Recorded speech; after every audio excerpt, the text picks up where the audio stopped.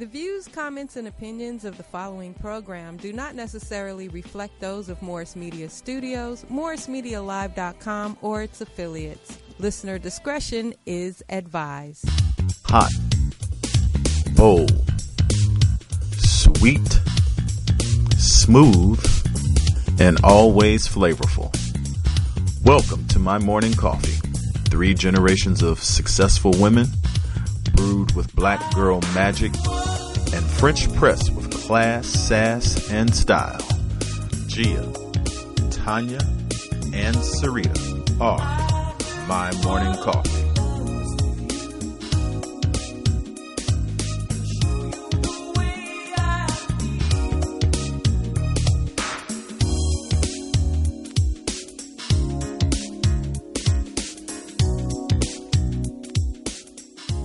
Good morning, everyone. Welcome back to another awesome episode of My Morning Coffee with Sarita and Gia and Tanya. Yeah. It's already starting. Yeah. Oh my God. Weekend hangover. So let's jump right into it and see what's in everybody's cup, what you guys have been up to, and get into the hot, steamy stuff. All right. I'll go first because you're looking at me. Yes. So I was telling Gia off a liner before we started that I am happy to report that our My Morning Coffee thermos that is on sale at Shop the Mahogany Box, wherever it's at, right here. You Shop can't the see Mahogany it. Box. No, you can't see it. I was trying to .com, show the yeah. people.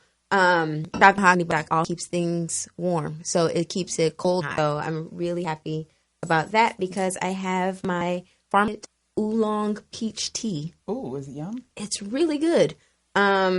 And I need it with something because it has been that kind of weekend. Okay. That kind of 2 weeks since I last left. It feels like just a spiral of great events. I think it's Mercury was in retrograde, so energetically I keep hearing about that. What does that mean for a lot of people that don't understand? It Mercury's means that in retrograde. life gets fucked up. Oh, then there's that.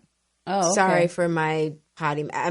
Today is going to be a day. Well, maybe it isn't. So Mercury's No, Mercury was in retrograde. Retrograde. So that means your things in your life were kind of messed up. Yeah, and what they say is don't make any decisions that are lasting because the energetic shift will kind of cause chaos in your life. Oh, okay. So if there's any chaos that's happening, Mercury being in retrograde is something to understand it a little bit better. Aside from that, but it's over now, so we can't blame Mercury. It's just people are crazy. How long was it around? It was around for a month. I think it ended on like the 15th of November. Oh, so I can't even use it for what's okay. No. Okay, you can't use it for your drama next week. No, or this week, or last week. Okay. No, I thought. So things have just been a little haywire for me, but I also think that it's contributing to the holiday. And I think, like myself, a lot of other people just kind of struggle during the holidays. And something that I kind of wanted to talk about, at least to give some pointers on how to do holiday season from a therapeutic space, is really just have your feels, because the holidays bring up a lot of feelings, whether you're going back into a family dynamic where it's a little bit difficult visiting loved ones, or you're missing loved ones that are no longer here. Like I've been having moments. I've been going through some things with my grandfather, and during these moments, I would definitely call on my grandmother, go downstairs because, lived, so close to each other, and she would be like my lamenting partner or my shit talking partner and what's going on. And so to not have that and have such a huge responsibility, I'm realizing how much more I miss her during this time. So I just have full conversations with my grandfather. Right. I answer too. That is where we would call that something else. I just wanted to throw that out there in case you start feeling like you want to talk to her. That's what I'm saying. Well, if not, you call me, because the key word you said, your grandmother and she was your shit talker when you wanted to talk shit. So we're here for all that. I'm here for all that. Okay, and sometimes I need somebody I can talk shit with too, because It means like that. Oh, yeah. to instead of at.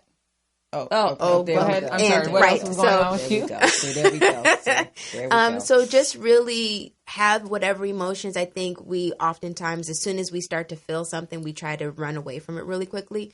So just sit in it for as long as you can and let those feelings and emotions come up.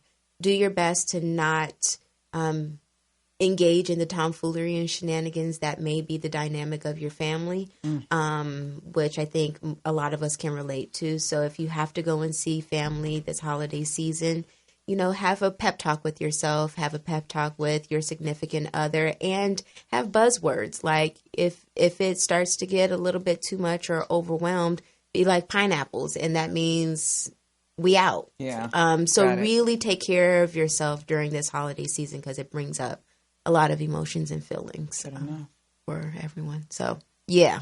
Awesome. Yeah. Well, glad to have you here. Well, good thank to see you. It's good to be seen. Yes. Yes. And what have you been dibbling and dabbling with, Miss Gia? Actually, nothing. I'm untrue. No. You got your mom into a place. Can we talk about that? Yeah, we'll talk about that, but that's what I'm saying. I've been doing a lot, but, in my mind, I haven't been doing anything, but it's been a lot. What I'm saying, I'm glad you talked about what you talked about, because I've been feeling some kind of way lately, and maybe I just need, like you said, just sit and sit in it for a while, because I've been doing a lot, and I'm the type of person, I do a lot, and I'm doing a lot for everybody, for others, and I'm not doing anything in my mind for me. And I'm so worried about or concerned about making sure everything is in place, everything gets handled, that I'm forgetting to handle my own stuff. And that's not a good feeling, because I get to be feeling overwhelmed. That's how I'm feeling right now, a little overwhelmed. And normally when I feel some kind of way, I would kind of go in my little space and create, but I haven't even been in the mood to really do much creating. So I know there's something really going on, because that was my happy place. And right now I'm kind of like, I don't want to do anything. So I don't know if it's just me doing too much and the holiday coming around, but, or what, I'm just in a funk. And so I'm trying to pull myself out the funk. And I'm getting there, slowly but surely, but I haven't really been out and about doing too much other than, yes, I did. My mom got into a place, so I've been trying to, move her. She hasn't officially moved in yet. My sister's coming in from Atlanta at the end of actually Friday. So she's taking on the moving of my mother. She says she's giving me a break.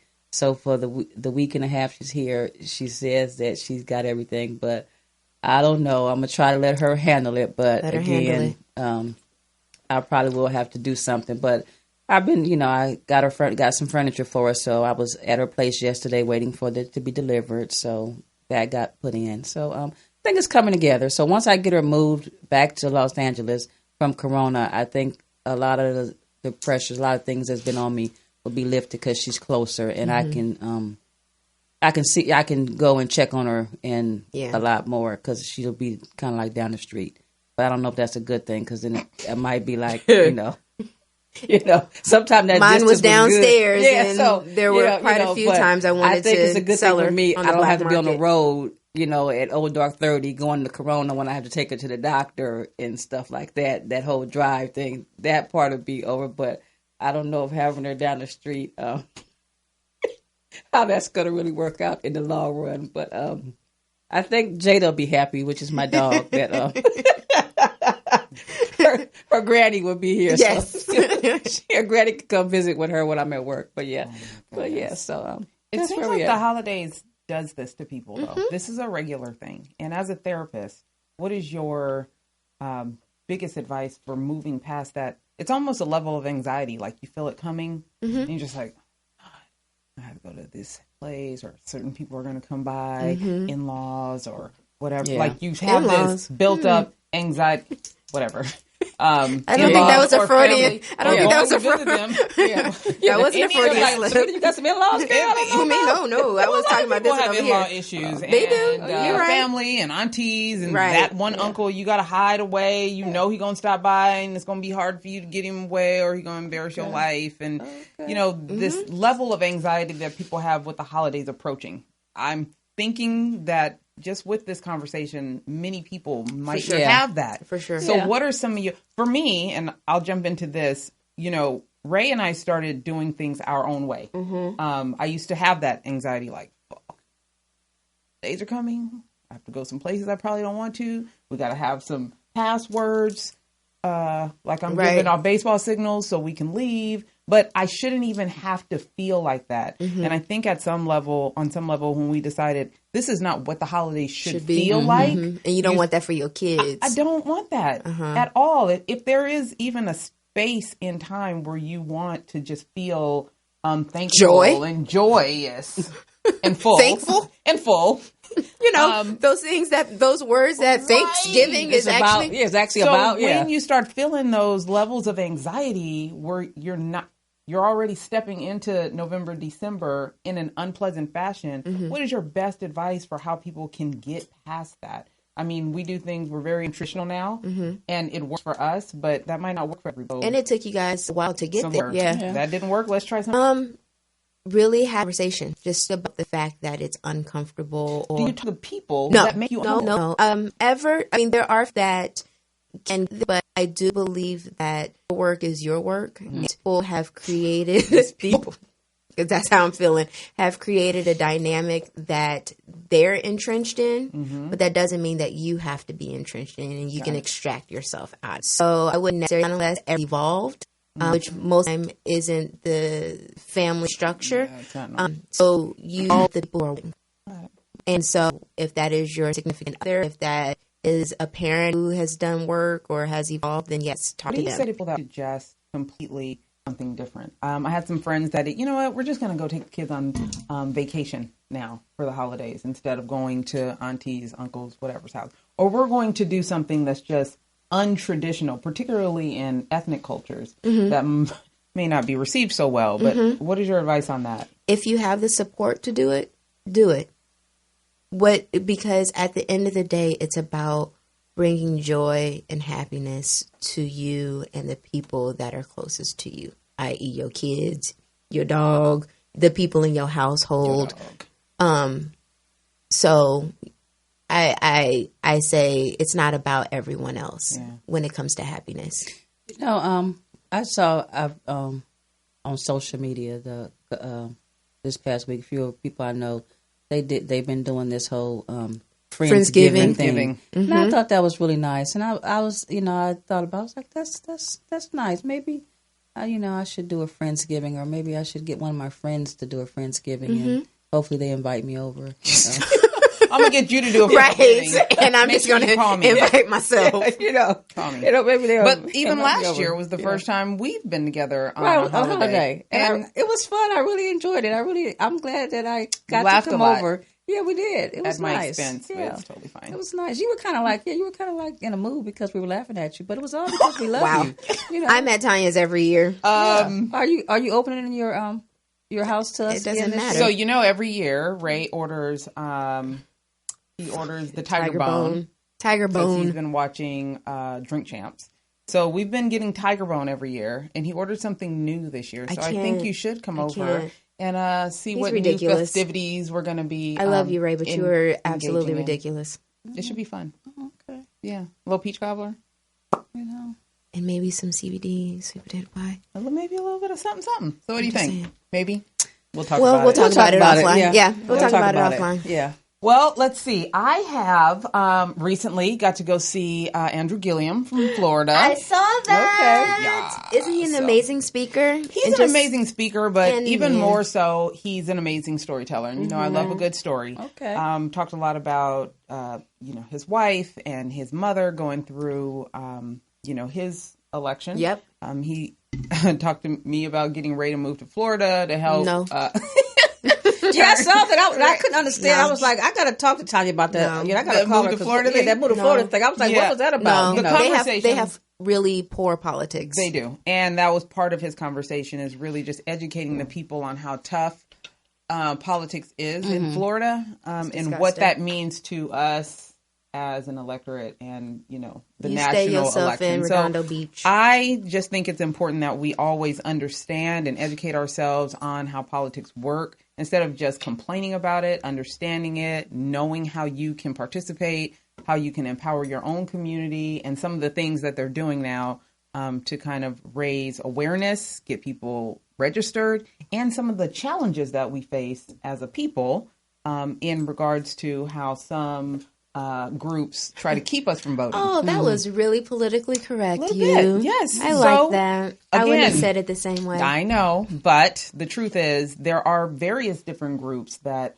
are suppressed. Yes. And the funny thing about it's not funny, it's actually pretty tragic on how you have to approach Florida and deal with, and I actually think we should do this everywhere, is deal with each area, each section as its own little entity. state. Because, you know, he was talking about the Cubans over here, you deal with differently than you might deal with the Puerto Ricans or the African community over here. So you have to have a plan for everybody. And that's really how you get buy-in to win an election. So that was pretty because everyone matters. Everybody contrary matters. You to can't just put out one general plan and you think people are going to buy into it. So, you know, that was interesting. Read up on him. He's doing some pretty dope things out in Florida. Got to see him. That was cool.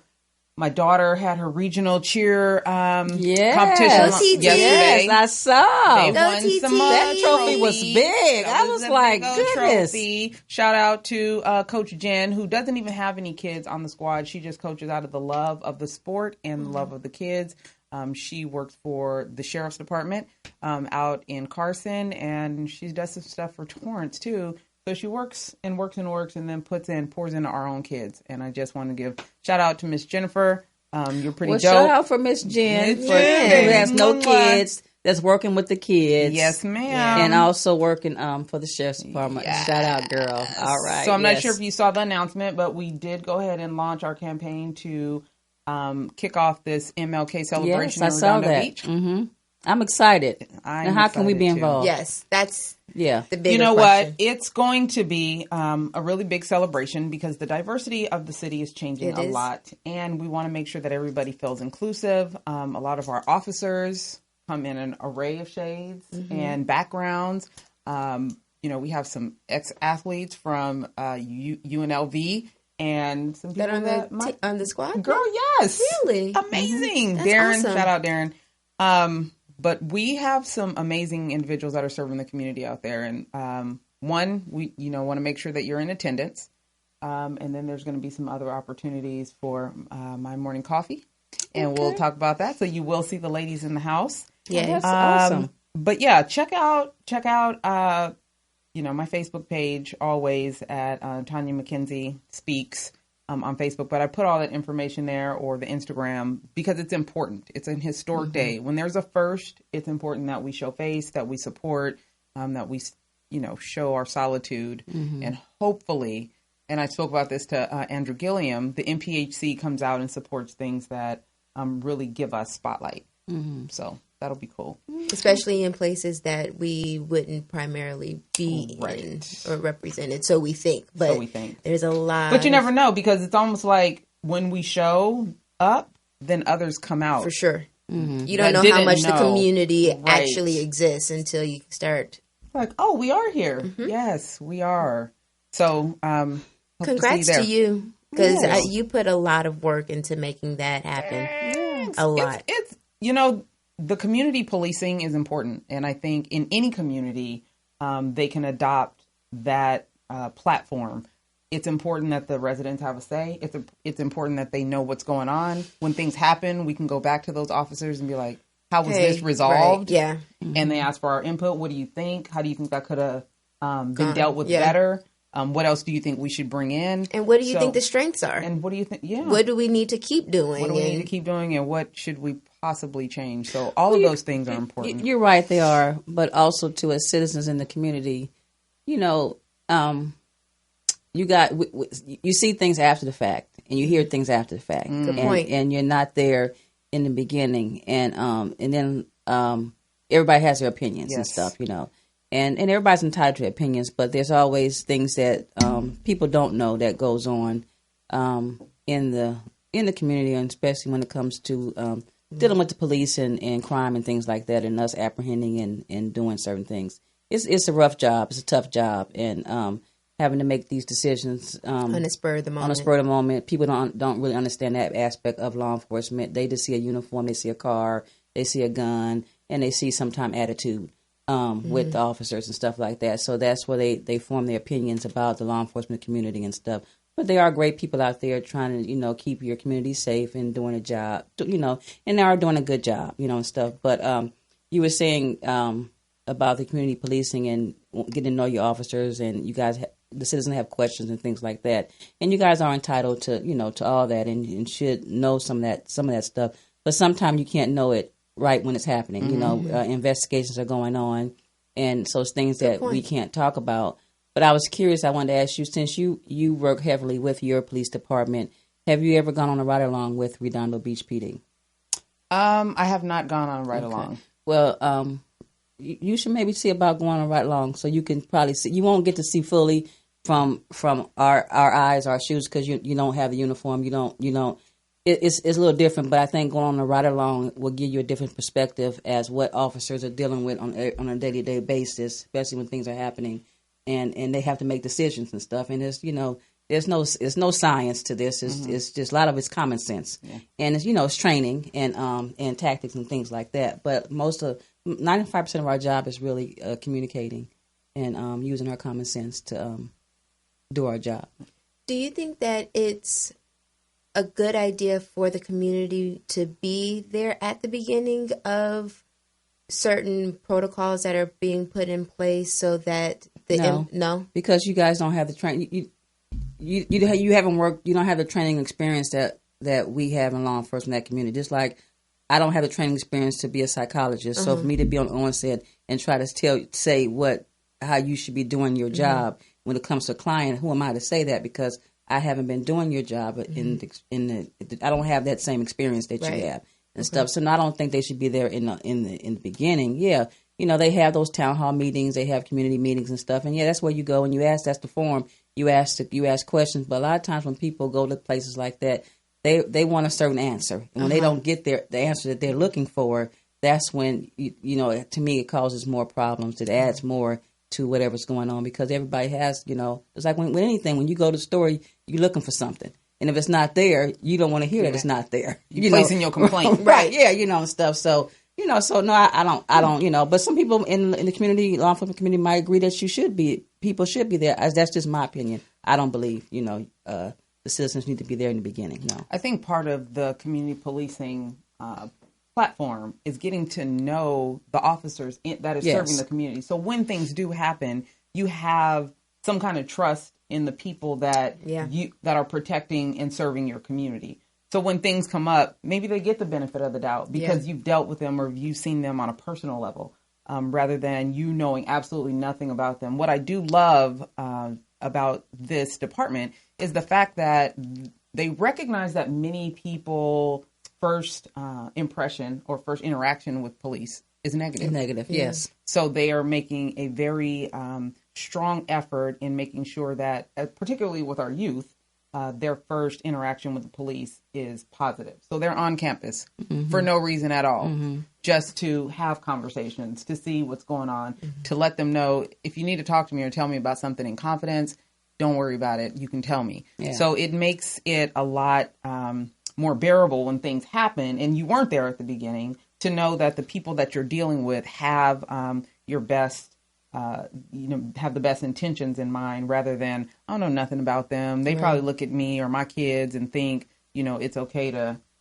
fill in the blank. Negative towards them or whatever the case may be. So just getting to know them on a personal level. And this is, any department or any officers that serve a community, not letting your first impression be one of a negative encounter. So I appreciate that. Love that to death. I did want to kind of bring up something really quick, something that's been on social media and in the news a lot with both of you ladies.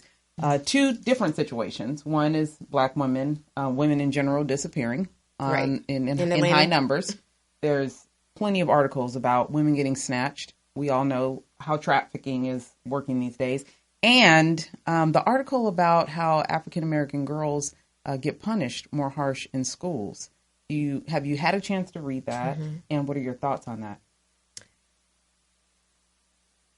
I'm going to come from a therapeutic lens. Let's see. No, come from a Black girl lens. Black girl lens is just, let's just burn everything. Burn it all down and start from the beginning. Well, the situation in terms of us disappearing and coming up, missing in large numbers isn't new. When I lived in Oakland, this was a huge problem, and it was big during the Craigslist craze. And there was an organization by the name of Missy who focused on sex trafficking and sexual exploitation of women, Black women in particular, but women, generally. But anyway, so it's been around. That was 15 years ago that I was in the Bay. So it's not something new. We just don't get the same amount of coverage because our lives, to at least the general news, don't matter. And I think that's why it's important for anyone that has a platform to have conversations about it, because it's happening. They are being sold. They are being abused. Not they, we are being abused, and we don't recognize what that does to the greater population. These are going, eventually be mothers and their sisters. They have families, and so really understanding how the impact is to our community and how it is designed to once again break our communities down and tear us apart. So that is what I have to say about the sex trafficking.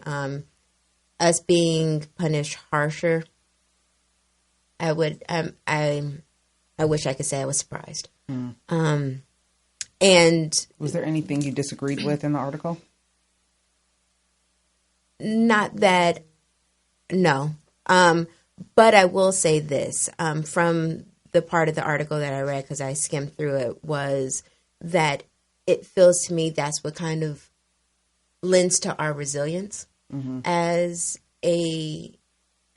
Black women, because we understand and recognize that we are a lot to a lot of people. We give a lot, and clearly it's starting with our girls. And so just making aware that we can't depend on anyone else to pour into our girls and to pour into our daughters. So it's our responsibility to do that. We can't send our babies to school and be naive to think that they're being taken care of. Yeah. So that's what I got out of it. It's just love on your babies more, and teach them at home about their power, because it's being torn down everywhere that they go. Yeah. Oh, excuse me. I haven't read the article, so I can't really chime in on the question. Who's blowing you up? Is that Jeff? No. Sending pictures? Actually, no. Actually, it's it's a soror from New York. He's sending beard pics. Pics of the beard. So it probably has to do with in order or something good. She's working on. We're working on something together. So maybe it's about that. But so I think, we probably need to maybe have a segment that deals more with the whole trafficking and the topic of, Black girls being treated different than others in the future. We probably need to do that. But in the meantime, because y'all was talking about some heavy stuff and everything. Right. Y'all go, look, I wish I could smoke, because I sure would take one right now, but I can't. But I think we should let the viewers know what we got coming up for the show. Smoke from the pot, is we're gonna be talking about cooking with cannabis when we come back from our break, and we're gonna have Miss Ashley Hill, who's the co-author of a book called Smoke from the Pot. And for Thanksgiving, it's perfect timing. So we're gonna have some recipes. About anxiety, you're right. Anxiety, things to help you cope with the whole family drama, all that stuff. It might be writing this little cookbook that Miss Ashley has written. So when we come back from break, we'll have Miss Ashley Hill. Stick around.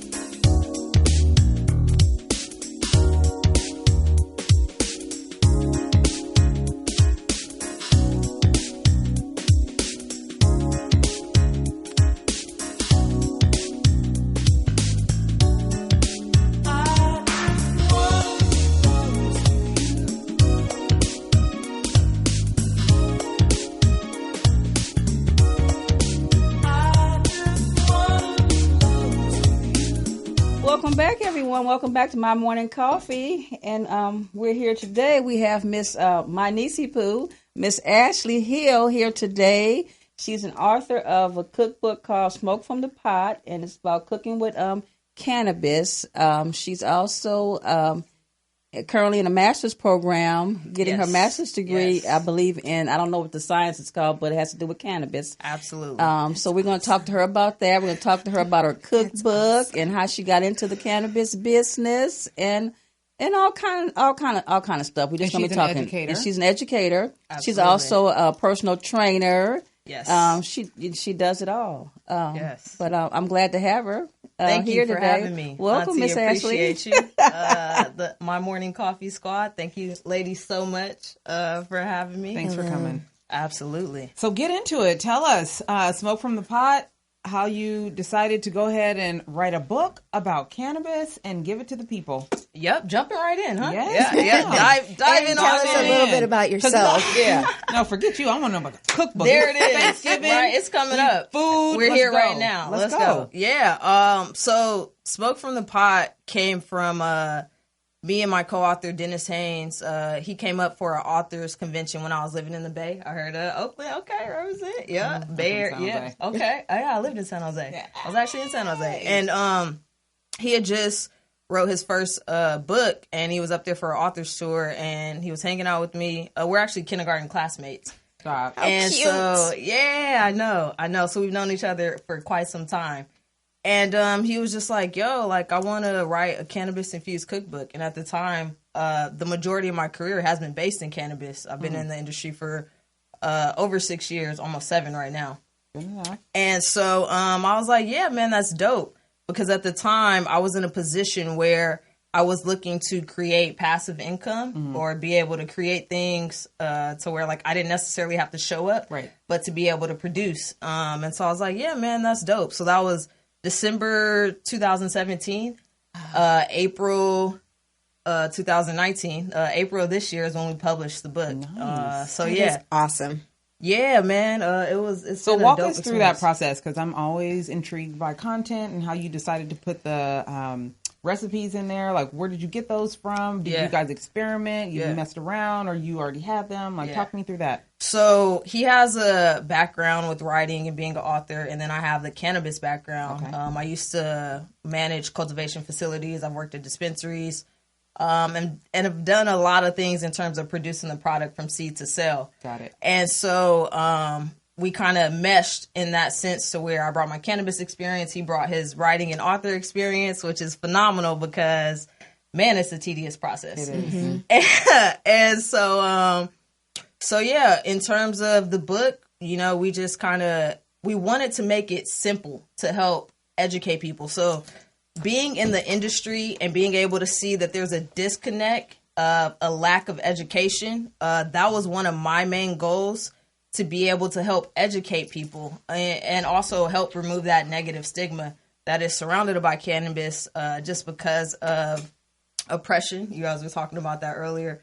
And that's kind of how it started with the Chinese immigrants as well as the Mexican immigrants and America wanting to oppress those people. Shout out to my master's program. I learned Yes! I'm like, give it to the people. Put education to work. We love it. We love it. Yeah. And so, but also too, like, we wanted to keep it simple. So we wanted to use everyday recipes that people kind of consume or use on a daily basis, but giving them the option if it's something that they're interested in and or if it's something that they need to be able to medicate them. And so is either one of you consider yourself a chef? No, we are students of the industry and we're cooks. So I do have my dad's side has a background in catering. So my dad's had a catering business for 20 plus years. I'm also too, like, my aunts and different things like that. So catering and good food has been in my family for sure. So there's some recipes in there from one of my aunts, the mac and cheese, and also to my grandmother on my mom's side. That's actually her sweet potato pie recipe, just a little CBD infusion there. That's Granny's pie with CBD in it. Yes, yes. She already know. She already know. So here's my question. Okay. For one, I want you to walk the people through the benefits of CBD. And we've had this conversation before, but it never gets too old, especially with everything that's going on politically. Absolutely. So walk us through the benefits of CBD and cannabis. And then if you don't ingest THC, are these recipes good for you also? Do all of these recipes have THC in them, or none of them do? Like, tell us about it, because I know there's people out there that want this, and they're like, but I can't. My job. Like for example, I can't have no THC, but you know, I need some to eat. You know, And you bought a book, so and I shout love out to sweet you. potato pie. But no, she's And right. I love to make Jeffrey cook. Yeah, right. So a lot of people they still don't understand the difference sometimes, and they're afraid. Like you know, because when I saw it, I saw you get made. I was like, oh wow, you know. I said, oh, bring a sweet potato pie, to the show. Yeah. But I started thinking, I was like, oh shoot, I hope it don't have no THC in it because I can't have any, right? You know, Absolutely. stuff. But again. Yeah, that's everybody thinks cannabis. They automatically assume, I'm gonna get high. Because this faded peach French toast right here, I could do that. Yeah, you can do that. Can I get through the rest of my day? Yeah. Okay, so I'm gonna address the last question first, and then we'll come back to the second one because my memory anyway.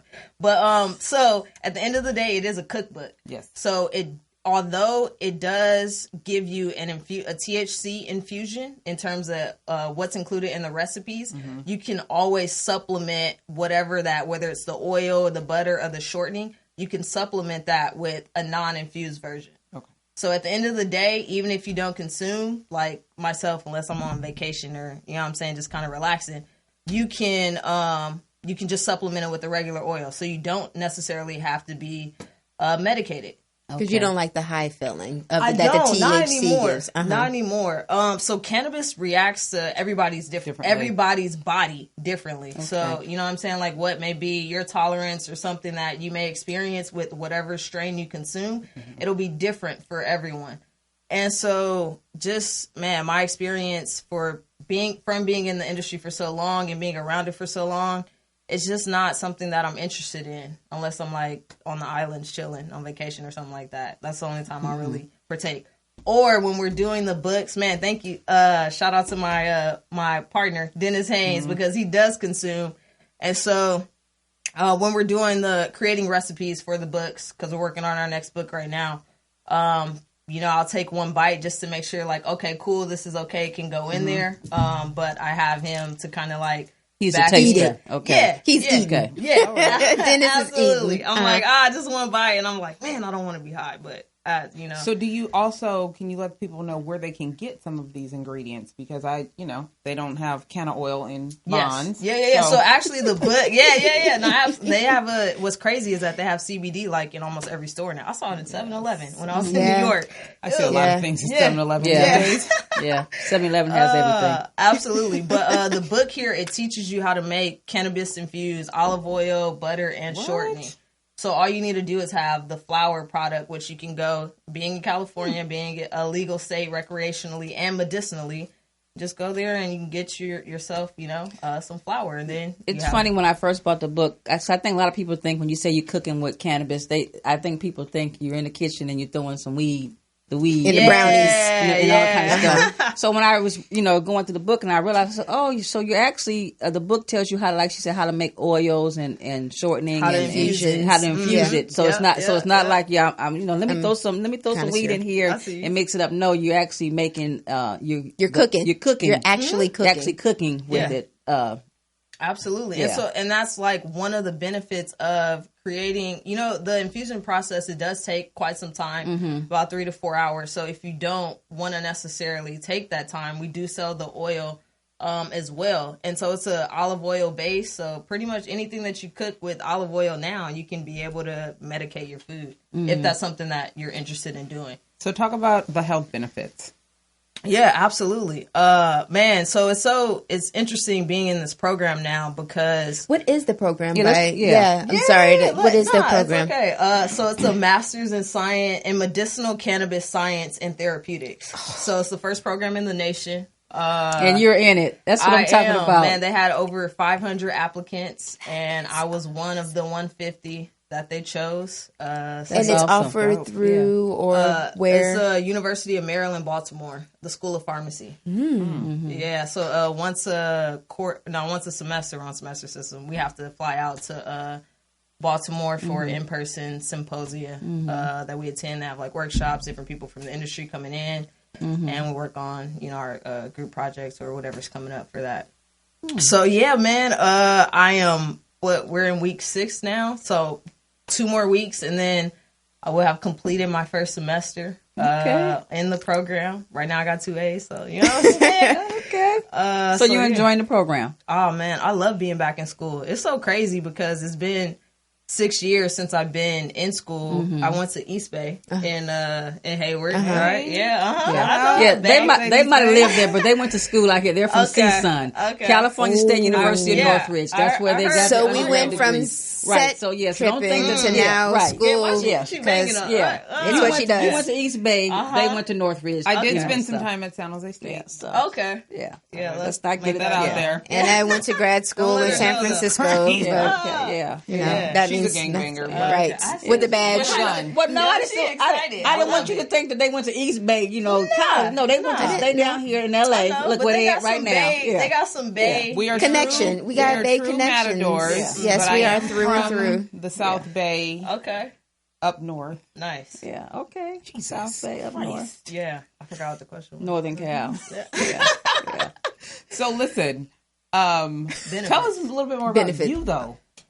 Okay. Where are you from? Yeah. Clearly from where's she from? Yeah. Yeah, that's right. I'm from Inglewood. Yay. I'm also from Why Inglewood. she trying to play you with the Lancaster boy? I was like, oh, you've been watching. She was from Lancaster. I did not say I was from Lancaster. I said I went to high school in Lancaster. There's a difference. Born and raised in Inglewood, though. Repping the wood. Yeah, so from Inglewood. I moved up to the Bay. I went to Cal State East Bay for undergrad. Got it. I was there for 5 years because I was like, why rush? Was it Cal State East Bay there?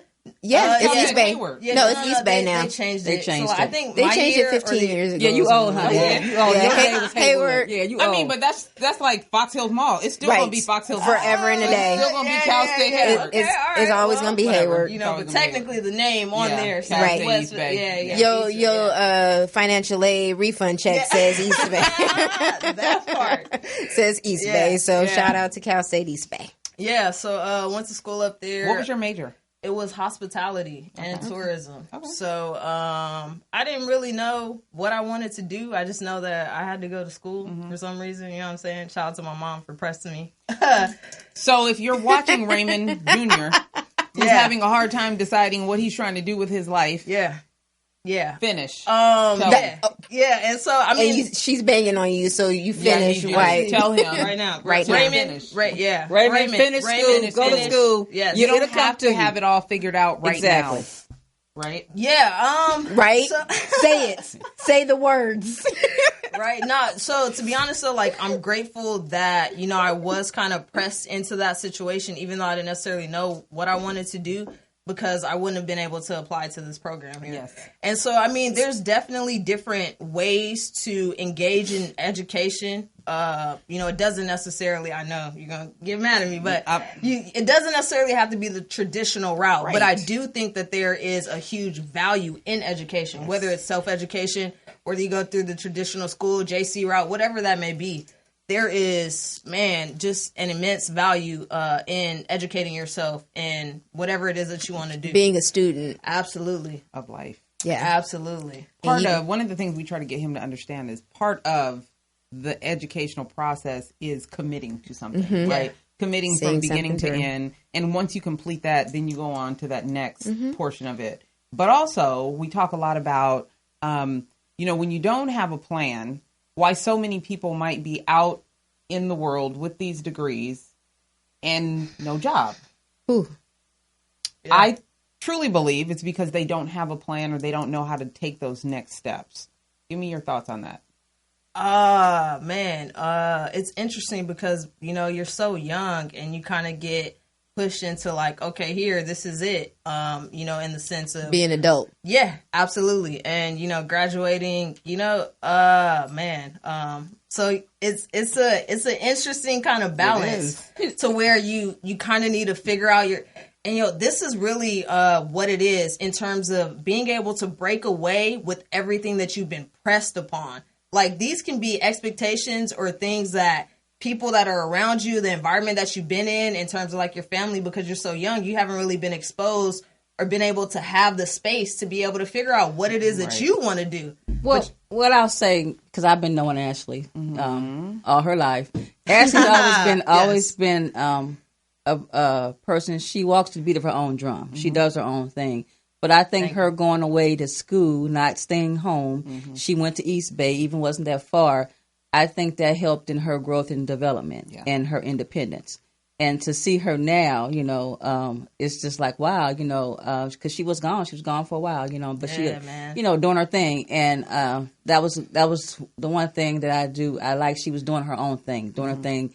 She wasn't guided by what her parents thought she should do or her family. She went up there and she found her way. She figured it out. And sometimes going away, and some people figure it out right away. Some people it takes a while to figure it out, but at least she stuck to it. She went up there. Because so many people we send our kids to college and away, and they coming home the first year, after the first year. And one thing Ashley didn't do, she didn't come home. She stayed. It might have been tough and rough, but she stayed, and she just kept going. Figured it out and stuff. You know? Real quick, I just wanted to speak on what you shared, because, like, only now, or even like within the last, let's say, you know, 5 to 10 years, is being in the cannabis like something that is It's hot. Yes. And it's like being accepted, and there's a lot of approval around it's it. Like mental now. health. Yeah. It's just so now trendy. starting. Yeah. It's so trendy. So such a hashtag. Yeah, absolutely. And so for me, graduating with a degree, like, I just went to school X amount of time, and you know what I mean? Like, I'm graduated, I'm working in my field, but personally, like, I'm unhappy. Yeah. And so in terms of like where I can go with this, I'm like, this isn't really what I want to do. More so, like, I just started to feel like a lot of people feel on Monday mornings when they dread going to work, or even Sunday nights. Like, a lot of people die blues because they are going to do things. They're going to a job that they don't like. And that's just not what I wanted for myself. Yeah. And so I got exposed to opportunity with this collective that was actually down the street from the hotel that I was working at post-graduation. And Amsterdam? No, it wasn't. No. It was a dispensary out in San Jose. But yeah, Amsterdam is popping out there. Yeah, they've been doing it a long time. Shout out to them. Yeah, they have. They were like revolutionary in terms absolutely. of getting legislation and everything. Absolutely, yeah, no. So definitely shout out to them. I know they've graduated, you know, quite a lot of people, and so that's a cannabis university out in Oakland, downtown Oakland. Can you talk to the people real quick? Because a lot of people, when they talk about the cannabis business, everybody talks about they want to get into, I think, the other side of the cannabis, having a shop, selling it, and making fast money. Yeah. But here you are, you're in the industry, and you're kind of doing something different in the cannabis industry. Absolutely. I think a lot of people don't realize that there's so many things that you could do in the cannabis business. Yeah. Not necessarily just, I'm going to have a little green cross spot, absolutely. and y'all can come on in and buy something. Yep. There's other fields that you can make good money doing. Can you talk about that a little bit? Man, it's honestly one of the reasons why I love the industry so much. So because it's so brand new, there's so much room for creativity. Like, when we had published this book, maybe there were like 15 other books, maybe 20, like, that you can find on Amazon or in Barnes and Nobles. We're on Amazon, by the way. And so it was like, there's not a lot of people out here that are doing certain things. And it's just so crazy. You can do whatever you want in terms of being able to infuse it with cannabis or CBD. I'm also into holistic healing and wellness. Like you mentioned, I am a certified personal trainer.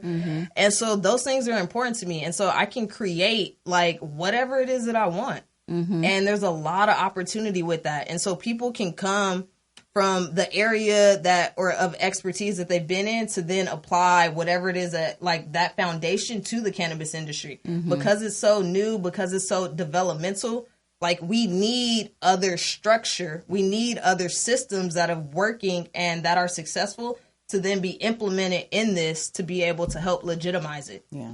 Very good. Okay, can we talk about, you brought this delicious looking pie this morning. Yeah, I did. Yeah. And the recipe is in your book, right? Absolutely. Right. So this is a sweet potato pie that's been infused with CBD. With CBD. Yep. Now, how much CBD is actually in? So in here, I there's don't smell anything besides sweet potatoes. Yeah, you're And definitely cinnamon. you're not gonna taste. Yes, you do. Yeah, and that's another thing too. Just kind of having my experience with edibles that you would get, typically from a dispensary. Of course, things are advancing now. But you know what I mean? Like years ago, when you consume it, you would be able to taste it. Yeah. And like for me personally, like that's not what I'm looking to do. Like I want to taste what I'm eating. I don't want to taste cannabis. Like then why not just smoke it? But so a lot of the recipes that we have, like you're not able to taste it. It tastes exactly like the food itself in that sense. Very good. So why don't you let the people know where to find you and what you have coming up next?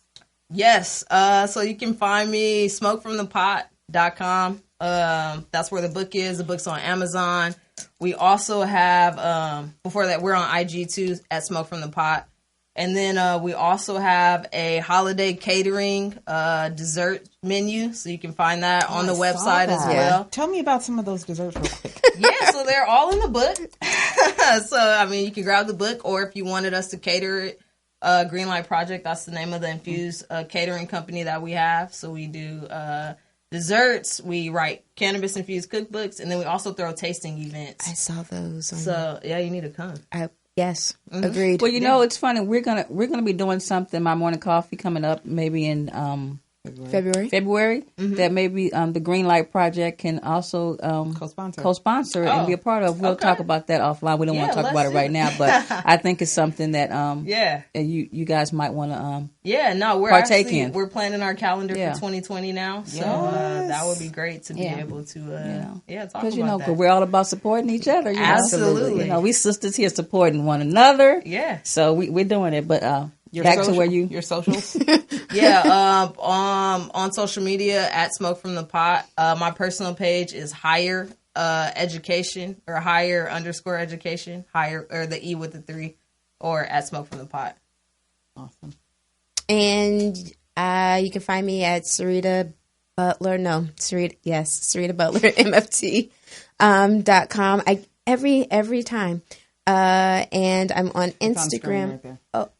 Oh, yes. Okay. So IG at Sarita B MFT. But my website is www.saritabutlermft.com. Lovely. You know that MFT, every time you say that, I want to say something else. Yes, MF. Yeah, I want to say MF. Your life. Yeah, it's like Sarita B, I want to say. But it's also, that's fitting. Yeah. Yes. Yeah. Okay.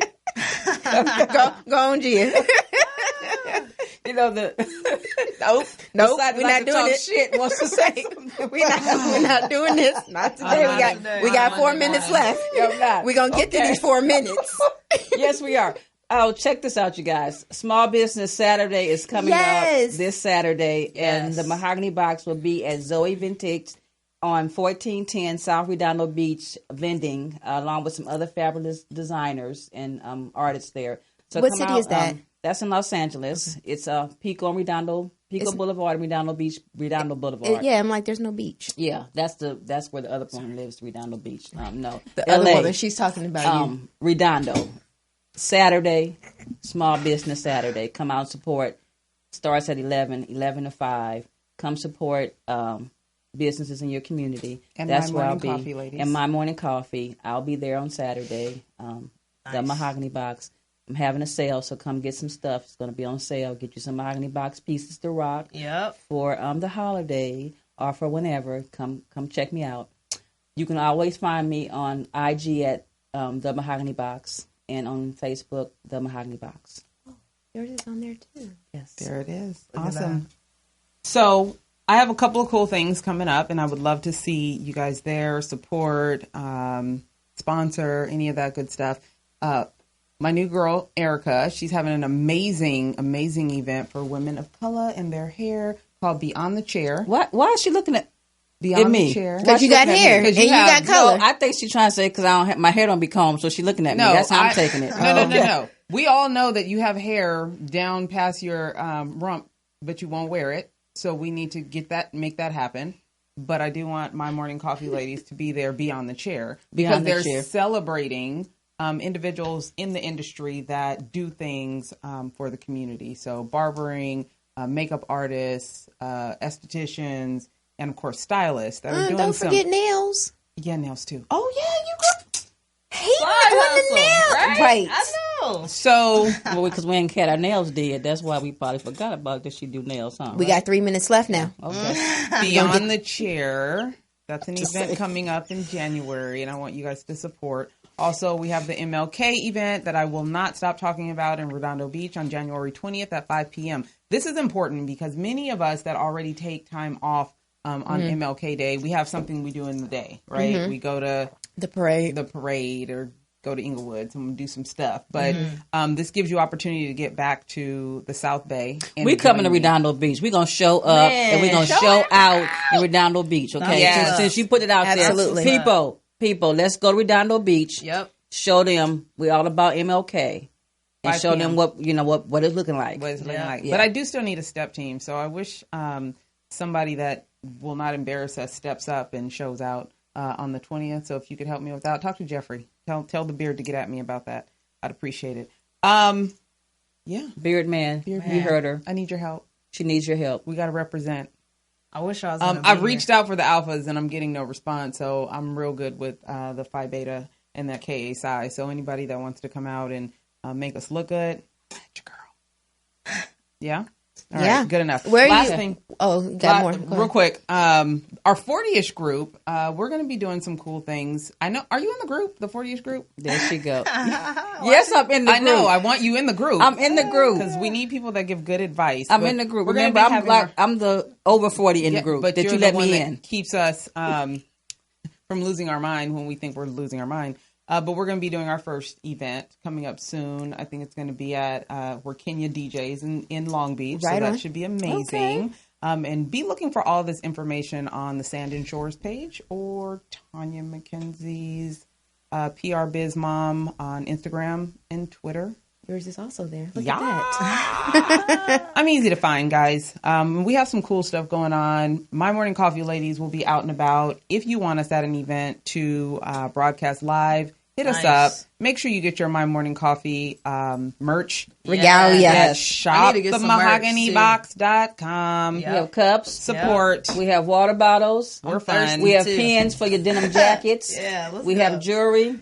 You got it all. Matter of fact, we have some new bracelets coming out. Some new stainless steel My Morning Coffee bracelets will be dropping soon. Wait, I didn't know about that. Yeah, see, hey, I'm always on it. So we'll see you on the 8th, and then we'll see you back here in 2 weeks. Yes, have a happy Thanksgiving, everybody. Yes, and breathe. Everyone breathe. You can get through it. If you can't get it in time for Thanksgiving, get it for Christmas and make you some smoke from the pot stuff for Christmas. Absolutely. Also, too, real quick, man, remember that you have a choice. You have a choice. You are in control of your own life. And so, man, I know that around the holidays, there's a lot of feels and things going on. And however you need to deal with that, that's going to be the most healthy and beneficial to you. Man, choose yourself first. Amen. Don't let nobody hijack your joy. It's my niecey. You hear my niecey kicking that knowledge out there, y'all. All right. Man, appreciate you guys. See you in 2 weeks.